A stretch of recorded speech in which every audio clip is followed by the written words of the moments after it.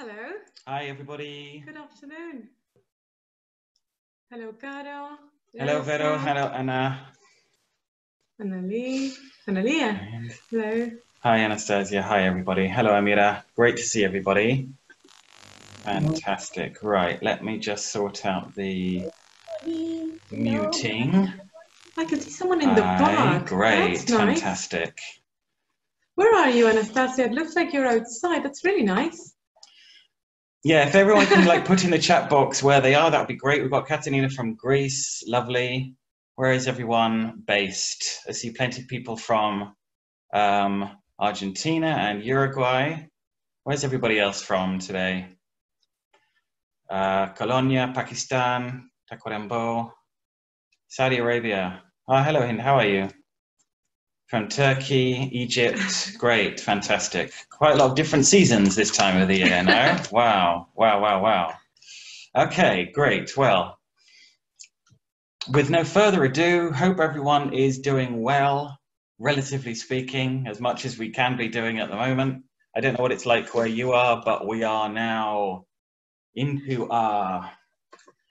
I stopped counting. Exactly. It's like the longest quarantine ever. Which week or month of quarantine we're in, but hey, never mind. Great. Oh, Anastasia, is it Teachers' Day where you are? Fantastic. Okay, so I'm just going to share the presentation with you now. You should all be able to see that, hopefully. Okay, great. So welcome to We're All in This Together. As you will know, the last meeting we had with Diane Larson-Freeman, which was a fantastic interview talking about, well, one of the many things she talked about were methods and approaches, and that's, as you know, what we're going to be looking at today. First of all, I just want to say thank you very much to International House Montevideo in Uruguay for sponsoring us and for providing the Zoom platform very generously.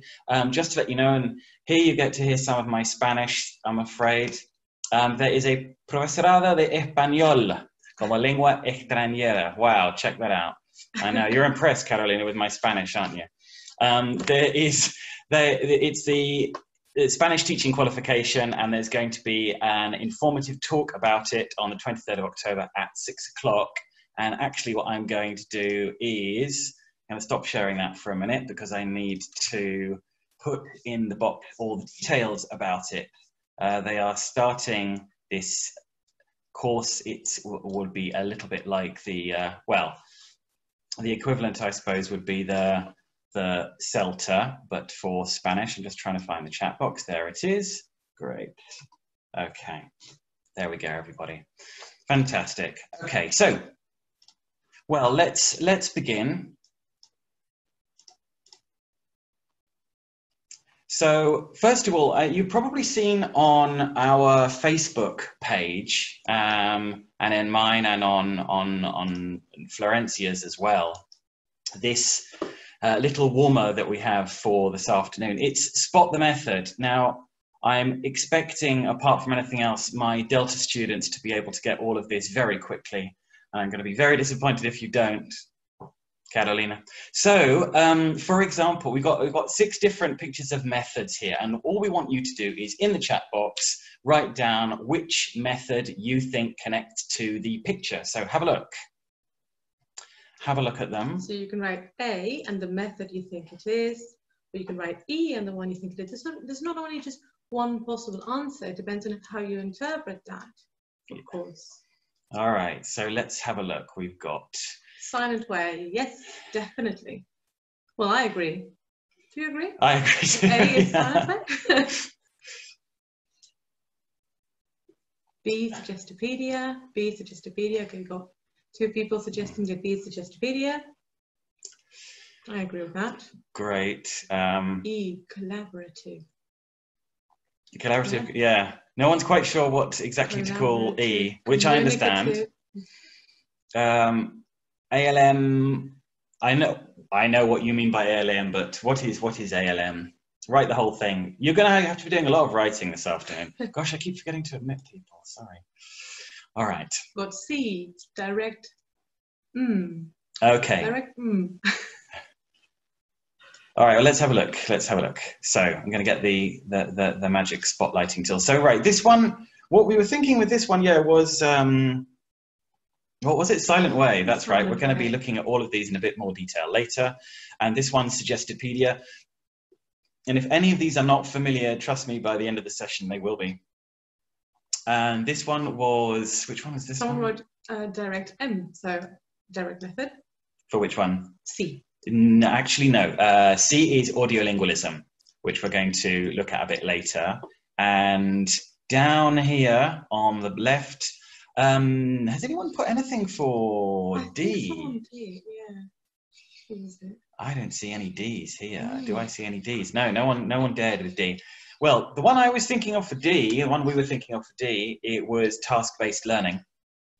And okay, or could be project-based. Yes. Good. Well. And E, now this could be one of 3 different ones, couldn't it? Yeah. Really? It could be the communicative approach, communicative language teaching. It could be dogma. They don't have course books. Could be dogma. They don't have course books, that's true. And it could also be one that Scott Thornberry was talking about, community language learning, which that we're not going to be talking about today, but we'll be talking about communicative language teaching. So F, nobody went for F. F was direct method. One of the big focuses on direct method is talking about, yeah, the target language culture. Okay, so let's start off. This is how we're going to do this today. We are going to look at several of these methods. We are going to give you an activity to go with each method. And what we want also to do is to hear from you in the chat box about the kind of things that you do in the classroom that you notice are related to these methods. Okay, so this is how it's going to work. We'll start off with this. You see what we've got here, guys, is, well, you can see on the table, it's like the main goals, role of the teacher, role of the student, and the techniques in each case. And we're going to be looking at, I think it's 8 of these methods we've got. We will show you the goals, the roles, and the techniques. And what you have to do is guess which method we're talking about, okay? So hang on, no writing on the screen yet. It's good that you can all write, by the way, because you will be needing to do that a little bit later. But I'm going to clear everyone's beautiful drawings for now. Okay, so are we ready? Yeah, should we do one each? I can do the role of the teacher. Great. All right then. So with this one, the main goal,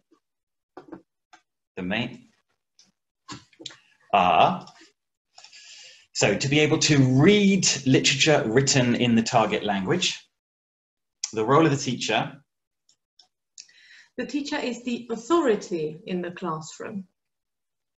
And the students do as she says, do as the teacher says. Exactly. So they can learn what she knows, because again, like Florencia said, in the classroom, the teacher, she is the authority. Okay, and technique. Sorry. Okay, we got, translation of a literary passage, reading comprehension questions, antonyms, synonyms, cognates, deductive application of rules, fill in the blanks exercise, we all know those, memorization, use words in sentences, and last, composition. Right, okay, so, yeah, it is definitely very teacher-centered, as people have written. Familiar. Yes, someone's written grammar-based. Okay, so the actual name of the method, though, it is grammar-based, that's very true, and it is very traditional, that's very true. But what's the name of the method? Chen. We're going to have to give them a timer, aren't we, I think? The focus is on where it says written. Yeah, exactly. All right, 5, 4, 3, 2, 1. I've got to let more people in. The answer is, oh, wow, here we go. Boom, Great. boom, boom, boom, boom. Sorry, I think our Zoom just slowed up for a second. Yeah, this is grammar translation, this one. That's absolutely right. Very good, very good. And what we're going to do is, like I was threatening a second ago, show you an activity related to that. Now, do you all recognize this picture? If you've not read the book, or if you haven't, your students haven't read it, yeah, it's, well, you can see it's Matilda by Roald Dahl. Yeah, it's a lovely story. What we're going to do is this. We're going to give you the first sentence of the book in English, the original English version by Roald Dahl. And then what we would like you to do, the reason is because we've got people from all over the world in this room today. What we would like you to do is write that sentence in your L1, in your mother tongue, be it Spanish, Georgian, Greek, whatever it happens to be, Farsi, whatever it happens to be, in your mother tongue, okay? So, here we go. And I'm gonna read it to you. It's a funny thing about mothers and fathers. Even when their own child is the most disgusting little blister you could ever imagine, they still think that he or she is wonderful. So, please, like we say in the chat box, please write down how you would translate that first part of the book in your L1, in your mother tongue. There's some interesting vocabulary there, isn't there? Yeah. Like this here, for example, I think is, well, it would be interesting to see how people translate that into their L1s. So take your time, have a look at it. And just put in the chat box how you would translate that into your L1.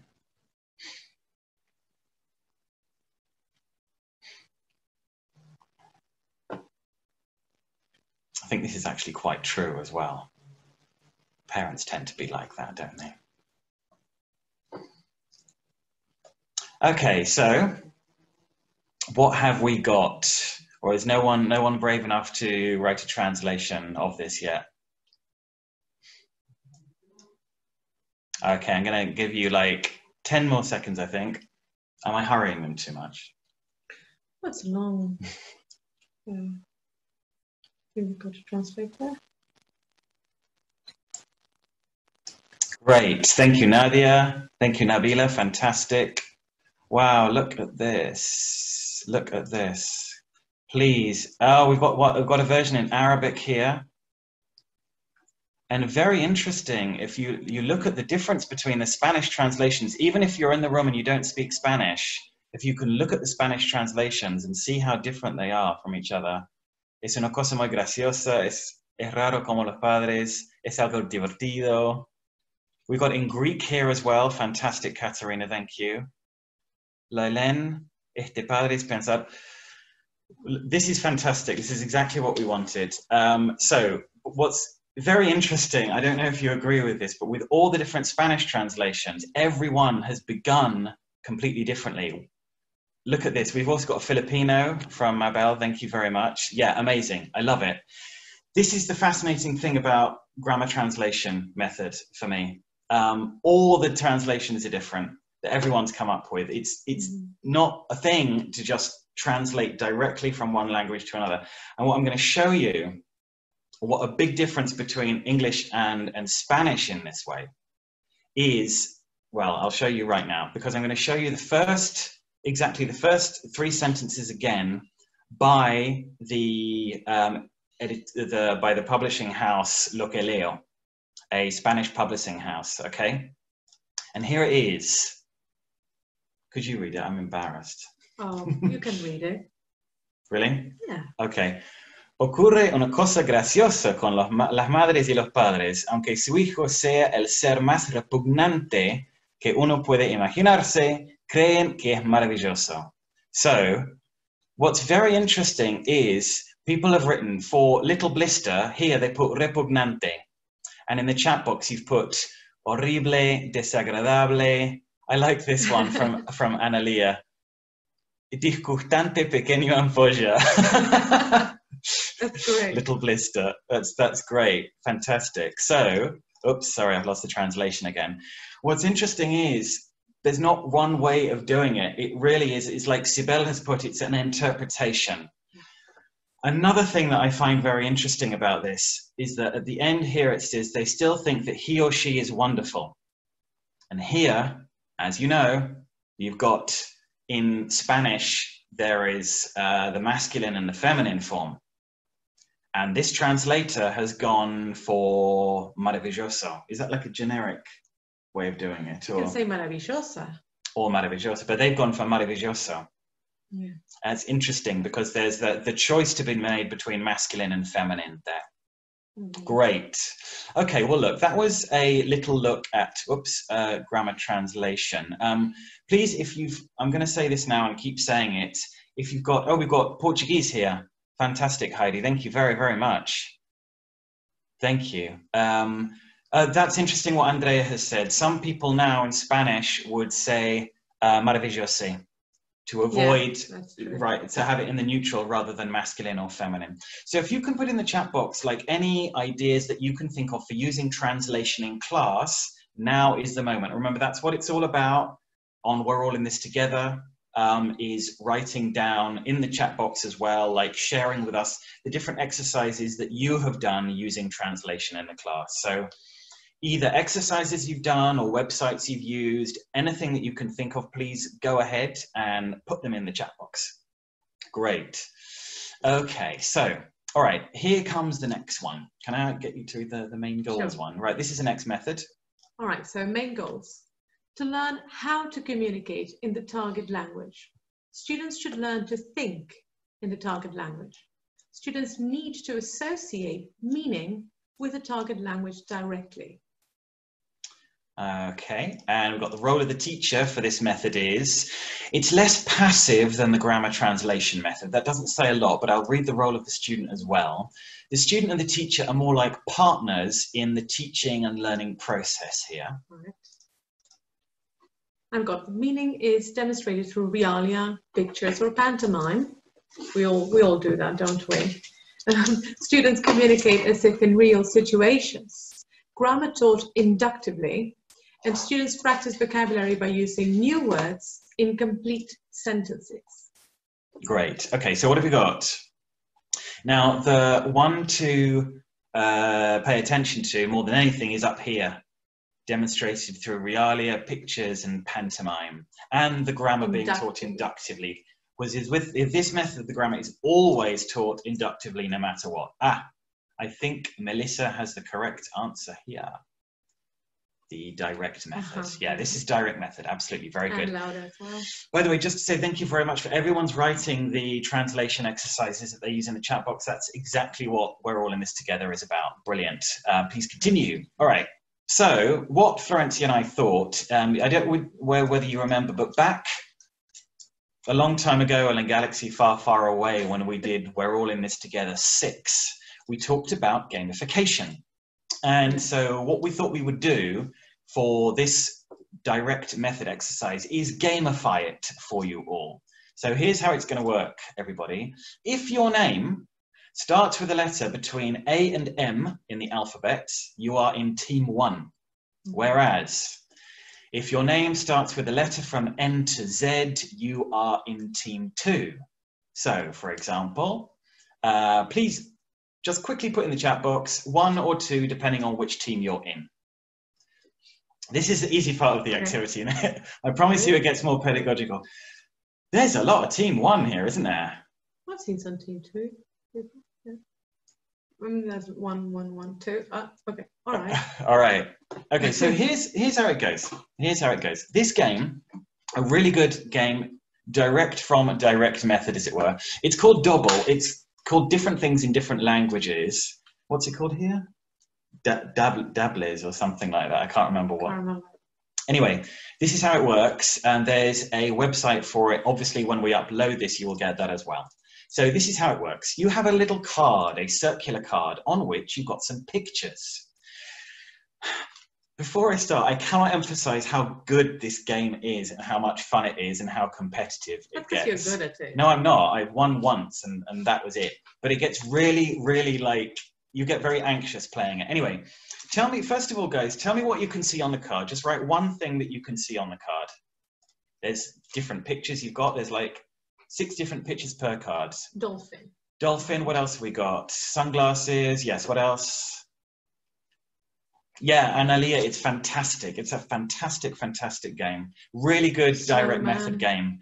Snowman, dolphin, target. Right, let's call it a target as well because it's not completely clear what that is. Ghost, perfect. Right, here's how it works. We're going to show you another card and the next card has got one thing from the original card on it. And all the other pictures are different, aren't they?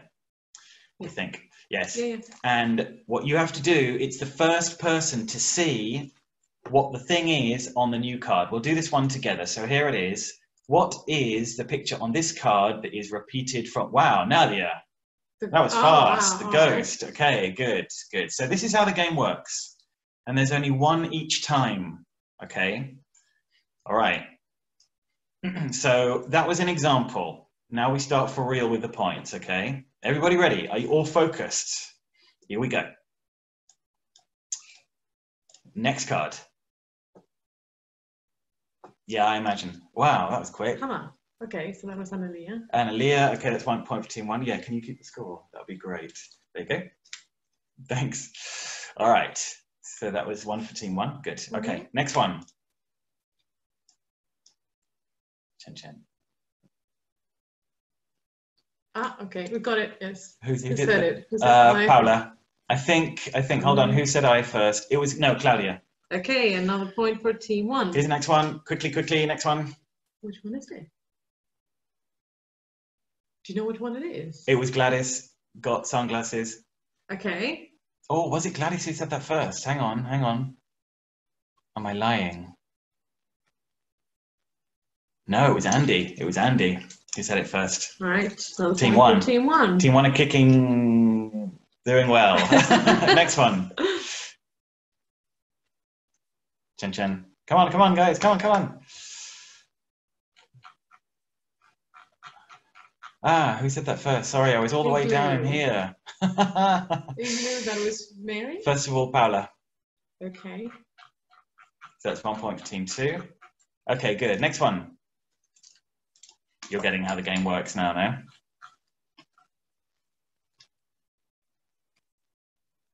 Sorry. Mary. Team 2. Right. Very good. No, Mary's team 1. Sorry. So she is. Okay. I don't think team 2 stands a chance. All right, we'll just do two more. We'll do 2 more. Now we'll finish this off. We're doing well. All right. Next. Which is the repeated one. Andrea Rocca. Andrea Rocca. All right. Great. Okay. Next. Wow. Who's an apple first? Who's apple first? Let's see. It was Claudia. Claudia, you're on fire. On fire. All right, got 3 left. Go. Maria Eugenia. All right. 2 more left. 7 points for team 1. 1 point for team 2. You've got 1 point. Come on, team 2. Right, next one.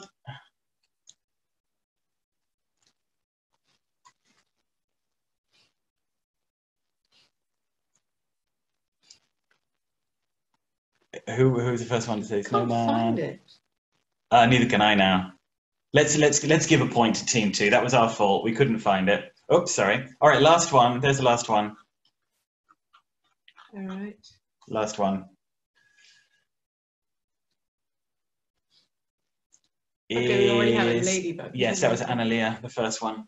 Well, Analia, you've played this game before. That was 8 points for team 1 and 2 points for team 2. Well done, everybody. Okay, as you can see, you could say ladybug, ladybird, it doesn't matter. Yeah. So, as you can see, what's the connection? Direct method. No, you can't, Roberto, sorry.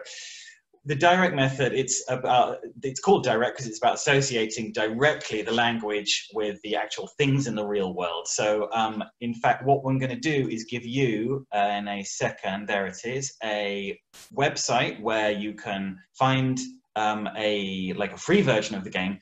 Also, have a look at Pinterest as well. If you've not used Pinterest before, just Google Pinterest. You can Google, Pinterest double cards, and there's thousands of them, okay? And people have made them for, ESL teaching as well. You can make them yourself. You can make your own with new vocabulary that you teach. Absolutely. Maybe for practice. The great thing about the ones in Pinterest as well is that they're done They're all done in lexical sets too. So do have a look at that. It's great. It's really, really great. By the way, do keep, now is a good moment if you can think of any activities like that that you've used in class or any websites that you've used, please put those in the chat box at will. Feel free to add them. Well, you can just spot the difference, which is a very similar concept. Yeah, that is true. That's very, very true. Now, when we played this game, it got terribly competitive. I got very anxious about the whole thing, didn't I? So anything that you can think of that you've done something similar in class with your students, be it a website or whatever, please put it in the chat box. Thank you very much. Remember, that's what all this is about on We're All in This Together, is sharing. Great. Okay. All right. So we're going to move on now to the next one. Okay. So Florencia, I'm going to ask you to have a look at the main goals. That would be great. All right. So the main goals of this method are to use the target language communicatively. Then students overlearn target language to learn to use it automatically. Students form new habits in the target language and overcome old habits of their native language. Great, fantastic. Thank you very much. Okay, the role of the teacher here is, the teacher is like an orchestra leader, directing and controlling the language behavior of her students. The words or the expression orchestra leader is important. Providing her students with a good model for imitation.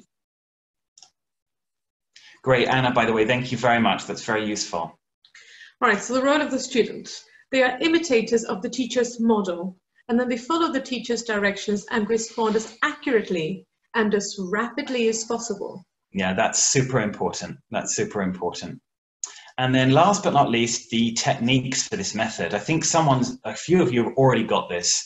So there's new vocabulary and structural patterns presented through dialogues. Yeah, everyone's got this. I'm not going to go on much more. It is audiolingualism. It's the audiolingual method, absolutely right. But what I am going to say, all right, Roberto, team 2 can get a point for getting that first. What I am going to say is that the drilling is very, very important for audiolingualism. And it's grammar is taught inductively, and it's all about positive reinforcements with the students as well. Yeah. Now, drilling has a bit of a bad reputation these days. I don't know if you remember who the very, very handsome little child is that you're looking at in that picture. You know, I'm sure you'll agree, a very intelligent and good-looking young man. Yes, me, that's right, absolutely. Now, it's very significant that I was 11 years old when this picture was taken. Why? Because it was my first day in my school, Christ College, and I was sitting next to my best friend, Richard. And the teacher, Madame Apché, the French teacher, was going around the class, and we had to repeat a phrase. And this was the phrase. It was, j'ai 11 ans. I like that, Heidi, drill and kill. J'ai 11 ans. J'ai 11 ans. And she was going around pointing at everyone. Well, you learned it. Well, this is the thing. She was going, j'ai 11 ans. And everyone is, and I was saying to Richard, what is it? What is it? What is it? Exactly, I'm 11. But I didn't know. How did he know? Well, because it was my first day and I was a week late to school because I've been in Majorca with my mother and my brother. That's why. So this had been drilled for a whole week. So this had been drilled for a whole week, and it was my first time. This was my virgin j'ai 11 ans experience, and I didn't know what was going on. Anyway, so I was just saying j'ai 11 ans, and she said très bien, and I didn't know what it meant. I had no idea at all. And at the end, Richard said, oh, that means I'm 11.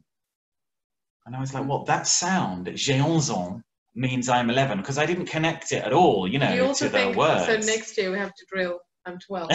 Yeah, exactly. Well, that's how it's going to begin at school the next year. So it didn't mean much to me, and it does have a bit of a bad reputation. Yeah, there was peer learning, that's true. This reminds me of something that Diane said in a talk that we were watching the other day, remember, where, I mean, she was talking about drilling, and she had spoken to this teacher who said that the way that she made drilling relevant was by changing parts of the drill and personalizing them. So it suddenly had a completely new angle and it made much more sense to her. Yes, and that has gotten what we're going to do when this session is over, is we're going to upload all 12 of the audiolingualism drills in a description to them. In fact, what everyone is putting in the box right now, what Roberto and Anna has put up in the box about this, please continue to do that. It's fantastic what you're doing. That's exactly what these meetings are all about. So I was doing this repetition drill. I'm not going to read the description to you. I think it's quite clear. Now, there are variations on this to make it more communicative. In fact, Jack Richards, a name that everyone in this room, I'm sure, recognizes, of Richards and Rogers, Approaches and Methods in Language Teaching. It's the book that's not the Diane Larson Freeman book on methods and approaches. He talks about communicative drills. It's actually on his website, and it's well worth having a look at if you just Google Jack Richards. Activities where practice in using language with a real communicative context is the focus, where real information is exchanged, and where the language is not, where the language used is not totally predictable, like j'ai 11 ans, j'ai 11 ans, j'ai 11 ans. So down here we've got 3 websites for you. I'm not gonna show them all to you now, but we're going to do one activity from one of the websites, because the websites are there for you to have a look at. They've got some great communicative drills activities, and there's one that's like a murder mystery activity where you've got to ask each other, where were you last night, where were you last week, etc., etc. It's great. They love it. It's built around a murder mystery. It's a very clever little idea. So this is one that we've borrowed from this website. Now, I've called it Beat the Teacher. We've done a similar version of this before, but it's all about drilling for specific question types. Now, I'm going to ask Florencia to keep score again, if that's all right. Actually, I'm going to try and keep score on here as well. So you get a point when the answer's no. Yeah, exactly. You guys get a point when the answer's no, right? And I get a point. No, I get a point when the answer is no, sorry, and you guys get a point when the answer is yes. Basically, you have to write questions in the chat box, because I am a famous celebrity. I'm thinking of a famous celebrity, okay? And I need you to ask me questions about this celebrity. Are you a man? Right, hold on. Am I a man? No, I'm not a man. That's one to you. Am I alive? Yes. Am I an actor? Ooh. No, I'm going to say no, I'm not an actor. Am I a singer? Yes, I'm a singer. Are you married? Famously unmarried. Famously unmarried. British. Are you British? No. American. American, yes. Argentinian? No. In a band? No. Or I'm winning. Are you a brunette? No, I'm not, am I? You're doing well, though. You're doing well. Do you have any children? No. Famously without children. I'm not Ricky Martin. Blonde. Blonde, yes, I'm blonde. I am contemporary. Good question, Paula. Right, what else have we got? So wait, Are you a redhead? Am I a redhead? No. Do you write songs? Yes. Are you a rock star? Not really. Not rock. No, I'm a singer, Catalina, remember. Are you a politician? I'm not. And do I work on my own? Yes. Yeah. I'm a pop star and a folk singer. Both of those are correct. Are you Madonna? I'm not Madonna, no. Globally famous, yes. Are you a pop star? Christina Aguilera, no. Do you fight for social justice? I think I do, don't I? Yes. Yes. Are you? No, I'm a woman, remember. I'm a woman. That sounds weird. Not Shakira and not Britney. And I'm not Lady Gaga, no. Folk singing, remember. Do you only sing in English? Yes. Have you worked? We've got it. Ah, good. We've got it. Gracias. I like that idea. Have you been arrested? It would be interesting if Taylor Swift got arrested. I have to say, it would be very, very interesting. Somebody got it. It was Taylor Swift. Very, very good. Right. I'm trying to imagine what Taylor Swift might get arrested for now. Not impossible, is it? Okay. Very good. Very good. All right. So that was, now, Jack Richards calls that a communicative drill because everyone has been communicative with it. Well, she's a country singer, Andy. She was originally a country singer. So yeah, the language coming from you is unpredictable. The language is not predictable all the time, and you're actually trying to get to a real aim. It's not just repetition. Okay, very good. So here is the next one. Main goal, ready? All right. Students use language for self-expression, thoughts, perceptions, and feelings. They need to develop independence from the teacher by relying on themselves. The teacher should give them only what they absolutely need to promote their learning. Very different to others we've mentioned earlier. Absolutely. The teacher is known in this very precise method as a teacher, or sorry, a technician or an engineer. The teacher gives what help is necessary to focus the student's perception. Now, role of the student. To make use of what they know, to free themselves of any obstacles that would interfere with giving their utmost attention to the learning task, and to actively engage in exploring the language. And the techniques now, student-centered. Yeah, absolutely. They're very student-centered, and the techniques, there are many techniques. They begin the study of the language through its basic building blocks. It's all about the sound. And there is a sound-specific color chart. Now, this allows the students to concentrate on the language, not the teacher. Somebody said first it was student-centered. The idea with this method is exactly that, is that all the focus is taken away from the teacher, unlike most other methods I can think of, even more so than dogming for me. Anyway, Scott would hate me for saying that probably. So the teacher's silence, it's all about peer correction, some things called the Cuisenaire rods, self-correction gestures, and very interestingly for me, the students are invited to make observations about the lesson and what they learned at the end of the class. There's a lot of agency here. Roberto has asked if Team 2 can have a point for saying that it was the silent way, and it was actually Team 2 who said that first. Now I got 4 points. How are they doing, Team 2?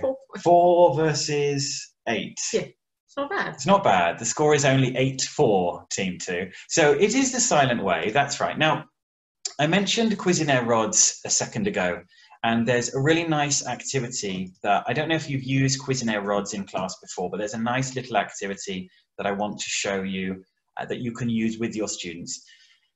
If, in fact, in the chat box, can you just write like a yes or no if you are still under lockdown, if you're still in quarantine at the moment? Just a yes or a no. If you're not, I'm happy to hear that. I'm going to share the browser with you now because I want to share with you the activity. So you should be all be able to see my browser right now. Just going to see if I can find the chat as well. Yeah, fantastic. There it is. Okay, so I've already set this up. It's mathsplayground.com. I've already set this up so that I'll be able to tell you a little story. And what I would like you to do is listen to my story, and then I'm going to ask you some questions about it. So, in 2002, I went to Kenya on safari. One day on safari, we were driving and the van got stuck in some mud. After the van had got stuck in some mud, the driver said, "Everyone has to get out." He said, "Someone needs to push the bus to get out of the mud." So we got out and pushed the bus, and then we heard what sounded like some lions. After we had heard these lions, we were very scared. Then the bus returned to the road and we continued with our safari. We were very relieved. All right, so my question is, first of all, what were the events in green? What was green talking about? Do you remember? Because you've got two green colors. Safari, Carolina, perfect. Your surname is very appropriate. Verde, good, excellent. Yeah, exactly, good. That was all about Safari, very good. Do you remember what happened with the black event?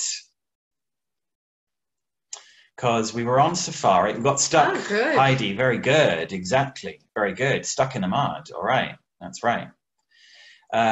Exactly. Okay, do you remember what, I'm just going to speed up a bit just because of time. Do you remember what the, let me get my pointer out, the yellow event was here? Scared? And why were we scared? Yeah, because we thought we heard lions. Actually, it turns out we did hear lions. Very good. Very good, Susanna. Thank you. All right. And last question about the events. What was, do you remember what this event was here?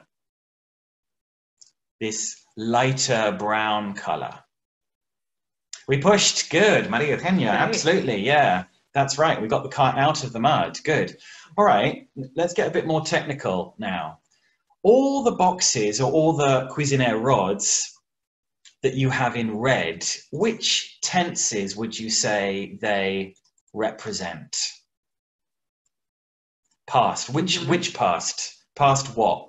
Past simple, Susanna. Exactly. Very good. Okay. And past continuous. So if the red is past simple, what about this lilac color? Do you remember what they were as well? Slightly more difficult, this one. They were actually a verb tense. They were actually a verb tense. It was past. Anna, you're right. Great. Anna, you're right. It was past perfect. After we had got out of the van and after we had heard the lions. Very good, yeah. Exactly. So look, now, why I say very good like that is because I remember my original teacher trainer, Rachel Clark, doing that with my CELTA group when I did my teacher training quite a while ago. We did it like this, except it was her story about living in Argentina. And we did it just like this. And it's very interesting to do this with students and how people remember the story by connecting the colors of the blocks to the events and also the, just like you did, the colors of the blocks of the red ones in this case to the past simple and the lilac to the past perfect. And they can see, the students can see how a story fits together. In many of our cases, we can no longer do this face-to-face, but you can use this website, you know, the link of which we will, well, is included in the presentation. And it's quite a lot of fun to do with students. For people doing their Delta experimental practice, this is a very good website to use if you're going to do the silent way. Absolutely, it certainly is. Okay, so you should, oh dear, hold on. I was supposed to share my presentation with you and it didn't work for me. Right, there we go. You should all be able to see the presentation again now. All right, so please, as I say, anything you can think of like this that you've used in class, anything similar in terms of it being, you know, student-centered and the students talking more than the teacher, please go ahead and write in the chat box. Okay, so here is our next method. Here it comes. Main goal of this one, let's see. Okay, to yes, go ahead. Accelerate the process by which students learn to use another language for everyday communication. To do this, more of the students' mental powers must be tapped, accomplished by dissuggesting the psychological barriers learners bring with them to the learning situation. Great. And the role of the teacher? The teacher is the authority, again, in the classroom. The students must trust and respect her. Sorry, I'm just laughing because of how competitive the chat box is getting about who's got the method first. Okay, role of the student. Once the students trust the teacher, they can feel more secure. And when they feel secure, they can be more spontaneous and less inhibited. You go. Okay, so there's various different techniques. The classroom is bright and cheerful with posters for peripheral learning. Peripheral learning is a massive thing in this method. And Students also create entirely new biographies. They create new names for themselves in the L2. So in my case, Alastair, I would be Alejandro, for example, learning by this method. I guess I'd be Florence. You would be Florence, yes, I suppose so. In the receptive phase, the teacher reads a dialogue to the rhythm and pitch of music, and students read the dialogue again for homework before they go to sleep. In the active phase includes dramatizations, games, songs, question and answer exercises. I think everyone's getting a little bit distracted with the competitive nature of which method it is. That's the problem with turning things into a game, isn't it? Well, it is Suggestipedia, or it has also been called, in fact, in Techniques and Principles, in Larson Freeman's book, she calls it like that, in brackets, de-Suggestipedia. Yeah, because it's de-suggesting those barriers. It's supposed to make the student super comfortable. Exactly. So the activity that we've got for this is the following. There's a lot of, I'm going to say play acting, but dramatization does the teacher does when she's reading whatever text it is. And I'm going to do exactly the same with you. I just need to check that all of you, can you all just try and draw something on the screen? If you can, use your annotation function. Because I think they can. Yeah, I think you're all able to. So just draw something quickly on the screen. So we've got a heart. See a heart, a tick. Beautiful. Smile, some fluctuation. What is that? A rabbit? Nike. A rabbit. Yeah, it's a good rabbit.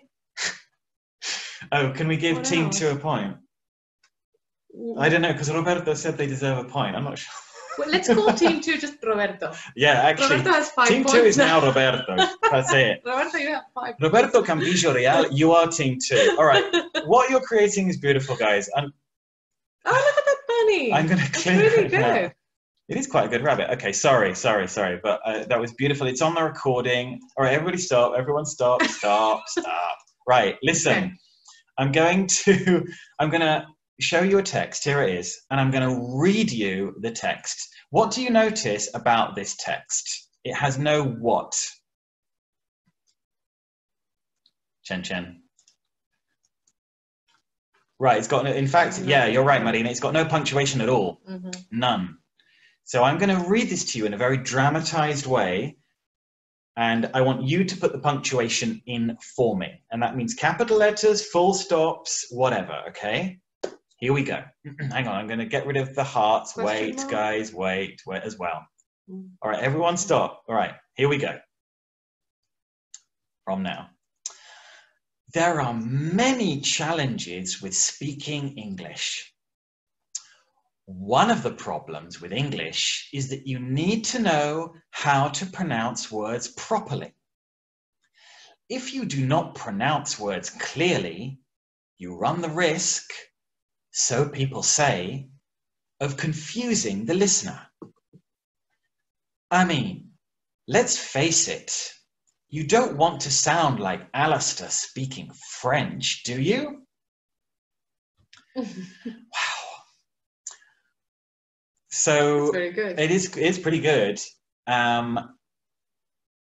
One of the reasons why I say to my students all the time, I want them to give me more Hollywood, is that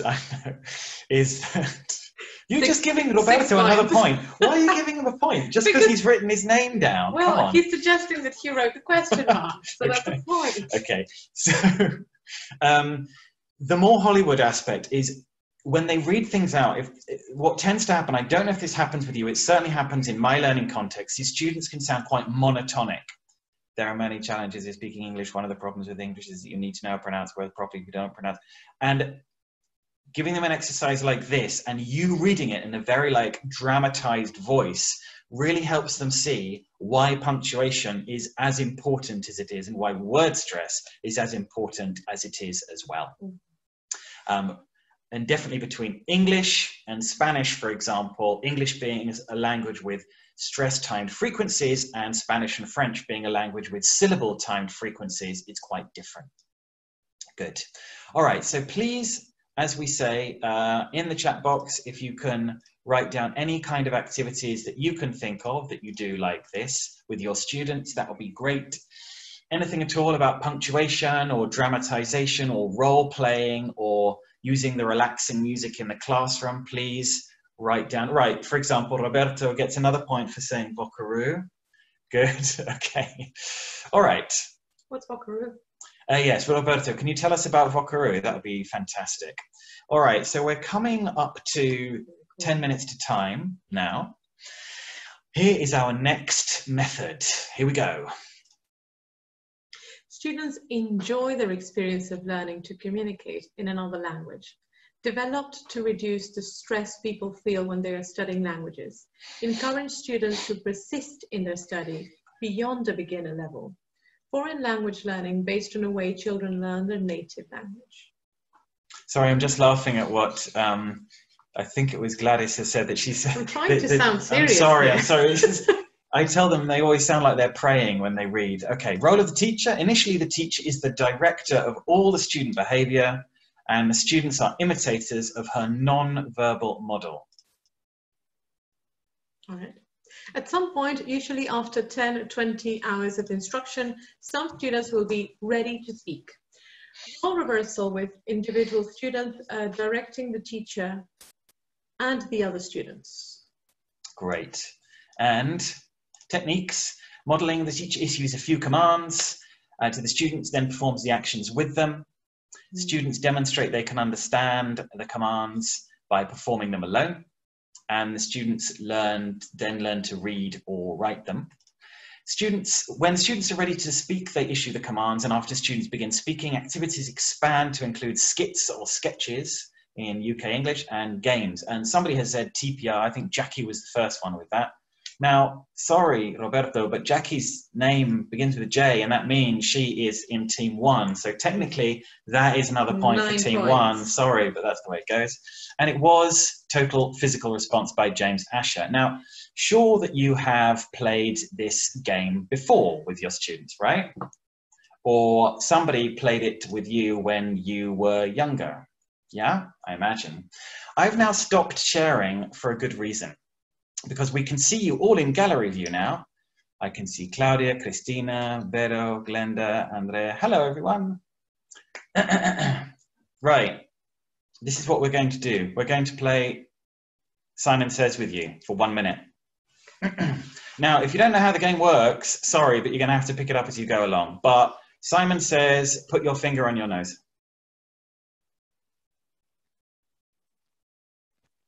Touch your ear. I didn't say Simon Says. If you're touching your ear, Clara, Susanna, sorry. If you did that, you're out. Sorry, but that's it. You're out. All right.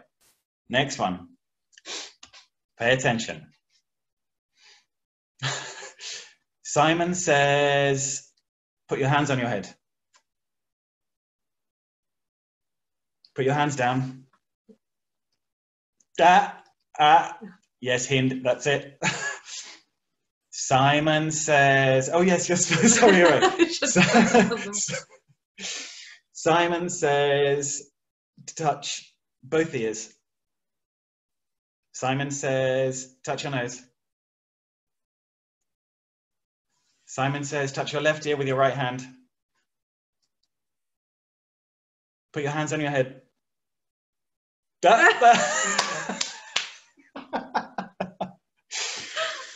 I think in this room we have a combined age of 1,900 years, and it's still fun playing Simon Says. My goodness, how is this possible? It's still a great game. Great, okay.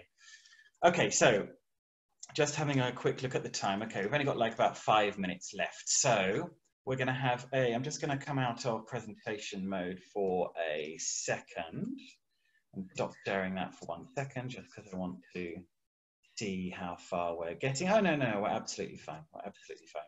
Great, okay. Just worrying about time, but I shouldn't worry so much about things. All right, here we go. So here is the next one. So this is where the students communicate in the target language. The students need to know the linguistic forms, the meanings and the functions. They must be able to choose the most appropriate form given the social context. That's very, very important. And students must also be able to manage the process of negotiating meaning with their interlocutors. I think we already have what it is. Communicative approach at last. Yeah. Role of the teacher? Teacher facilitates communication in the classroom, establishes situations likely to promote communication. And the students are above all communicators. This was a revolution, this method or approach, however you choose to see it. They're actively engaged in negotiating meaning, which means in trying to make themselves understood, like I do when I go shopping in Argentina, even when their knowledge of the target language is incomplete. So, techniques. Almost everything that's done is with a communicative intent. So, and this is very important, having, they need to have choices and get feedback from their peers. That doesn't mean like whether it was good or bad, it means replies and real responses. In communication, the speaker has a choice of what she will say and how she will say it. A big focus is on authentic materials. It's not about, often it's not about graded material in a communicative approach. The introduction of authentic materials in this method is very, very important. And activities are often done in small groups, again, so that people can communicate. Now, oops, I wasn't supposed to do that. I'm going to show you a picture, and I want you to tell me what this picture is of. What is this? What are you looking at? Stuck in the mud. Yeah, poor little thing, huh? What is it?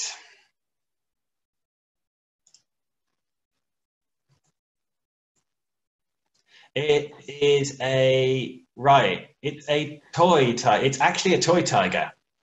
It looks like what Kata said. It looks like a real tiger, but actually it's a toy tiger.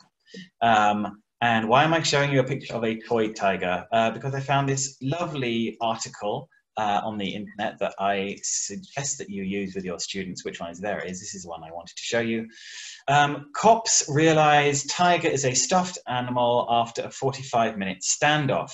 Now, this happened in Scotland. It's a real story, and it created an absolute disaster because the police thought that it was a real tiger. And what I would like you to do is look at the article, just scan it very quickly. You don't have to read it. Just have a look and think and write in the chat box what language point you think you could use this text to exploit. Obviously, it's a news article, so that tells you one thing. But there's various different, well, verb forms, verb tenses, etc. in it. And there's not just, obviously, you know, one right answer. So we've got reported speech. Yeah, there's a lot of reported speech. Sequence of events. Roberto, sorry, you don't get another point for sequence of events. Narrative. Direct and indirect speech. Yeah, there's a lot of that.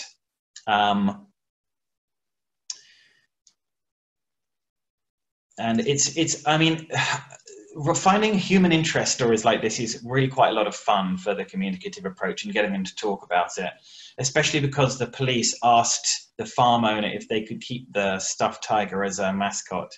It's unclear how the stuffed toy got in the shed. Nobody knows. So there's everything exactly. Guess how I like that, Roberto. Okay, definitely a point for Roberto for that. How did the stuffed tiger get there? They can use modals of deduction to try and work that out. It's a great thing about exploiting authentic material with a focus on the communicative approach. You can write the interview. Good idea as well. I like that. I really like that. Everything you're writing in the chat box is great, guys. Please continue to do that. Anything you can think of with authentic material, please continue to write in the chat box. That would be fantastic. All right, so here is our final method of the day. Here it comes. The main goals are to facilitate students' language learning by engaging them in a variety of tasks that have a clear outcome. The role of the teacher is to choose tasks based on the analysis of students' needs, to monitor the student's performance and intervene as necessary. Now, the student's role is to communicate with their peers to complete a task. And then the techniques, we've got various techniques. There's a pre-task where the teacher introduces the language needed. The tasks are meaningful and relevant to the students' lives. For example, map labeling, timetable completion, or as we're going to see, working with some specific vocabulary. Teacher monitors their performance, intervenes when necessary, and afterwards they can talk about any problems with the language that have arisen. And here's a really good example of a nice task-based activity. What's important in task-based learning is that there is a gap activity, like an information gap. And I'm going to give you an example of an information gap where the students need to communicate to complete that task. That is an essential part of task-based learning. Here we go. And it is task-based learning. Well done, whoever said that first. I'm afraid I'm not quite sure who it was. So beg your pardon, this website, halfacrossword.com, this is a great website. Please use it. Write that link down or get it when we upload the material. What it does is you're able to create a split crossword. And in this case, you can see that the one I've created is with adjectives, is with personality adjectives. So all you do is you type in the personality adjectives, like about, 15, 20 of them or something like that. Mm-hmm. I think you've got a minimum of 9 or something. And it creates the entire split crossword for you. You don't have to do anything apart from write the adjectives down. It's amazing, okay? So, I'm just going to show you how this works. You guys are going to be on the other team. I'm going to be one side. We're going to be one side of the task-based team. And we are going to tell you which one number 14 is. Here it is, number 14. I'm going to describe it to you. The first person to write the correct answer in the chat box, their team gets a point. Thank you, Sybil. Here we go. So, if I am this person, I'm the kind of person, I don't really talk to people much. I tend to stay in my bedroom on my own, probably listening to my music, and I don't like going out and chatting that much. Wow, Paula, that was the first one. Introverted, very good, very good. Okay, that's definitely another point for team 2. What's the score at the moment? Is it 8? Oh, actually, it's quite a 8 all. Yeah. You'll never guess what, guys. The score is 8 to team 1 and 8 to team 2. So that means the next one I do, the point goes to the winning team gets the next point, okay? Right. Okay, I'm going to tell you, let's go. No, Anna, Leah, sorry, that's the way it goes. That's the way it goes. Right, number 8, here we go. I am the kind of person, I always know the correct thing to do in a situation. And you can ask me for advice, and I give good advice as well. And very good, Andy, it was sensible. Not sensitive, but sensible. And Andy, it starts with an A, so the last point goes to team 1. Team 1. So congratulations, team 1. Paula, I saw Andy. Sorry, I saw Andy. I'm going to have to go back in the chat box. Wait a minute. Did Paula really say it first? Hold on, let's go back in time and see. Who said it first? Who said sensible first?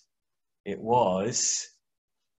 Actually, the first person to say it was Daniela. So that's still a point and for it's team written 1. And it's a fact. So it's still a point for team 1. Sorry. But it was still a point for team 1. Okay. It was very close. It was very good. Well done, team 1. Okay, just to show you, this is what the other side of the split crossword looks like. So you see one, and this can be very easily done online. One person has one person has the other. They can be in teams and do this together. They have their own copy.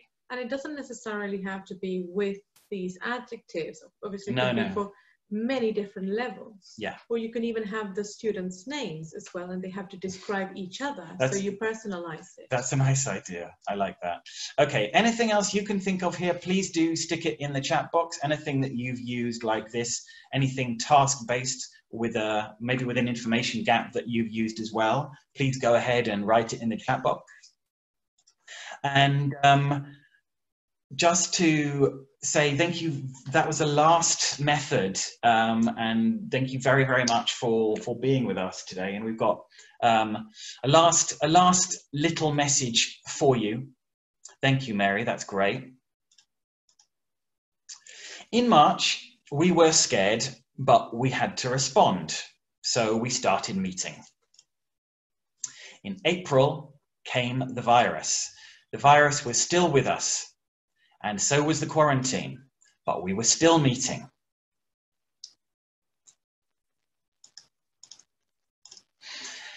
May came, we were suffering and stressed, but we were still meeting. Summer came in the southern hemisphere, winter in the north. We were still locked down, but we were still meeting. September brought the springtime. Still no vaccine, still no cure, and still no school, but we were still meeting. We keep working together, we keep supporting each other, and in this way, we support ourselves. We are teachers, and we are still meeting. Guys, thank you very, very much indeed for coming this afternoon. Thank you very much again to International House in Montevideo for sponsoring We're All in This Together and for providing the Zoom platform. We will upload this as soon as possible to Facebook so that you've got all the material for use from tomorrow. And I want to thank everyone for all the contributions that you've put in the box. That's the whole point of We're All in This Together. It's not just about the ideas that we've got, it's all about everyone, all the teachers working together, and in all the sessions in the link to Google Drive you will find all the ideas that everyone's had. So that's what it's all about, helping each other and supporting each other at this time. So and having some fun as well. Exactly. Yes, please share, Susanna. Absolutely, definitely go ahead. So I'm going to stop sharing now so that we can all see each other, and I'll say, well, we'll say bye-bye. Have a great week. Yes, have a great week, guys. Thank you very much again for joining us, and we will see you next time, which is actually next Sunday, and we'll be advertising that very shortly. All right, guys. Bye-bye. Thank you. Bye for now. Bye-bye. Bye.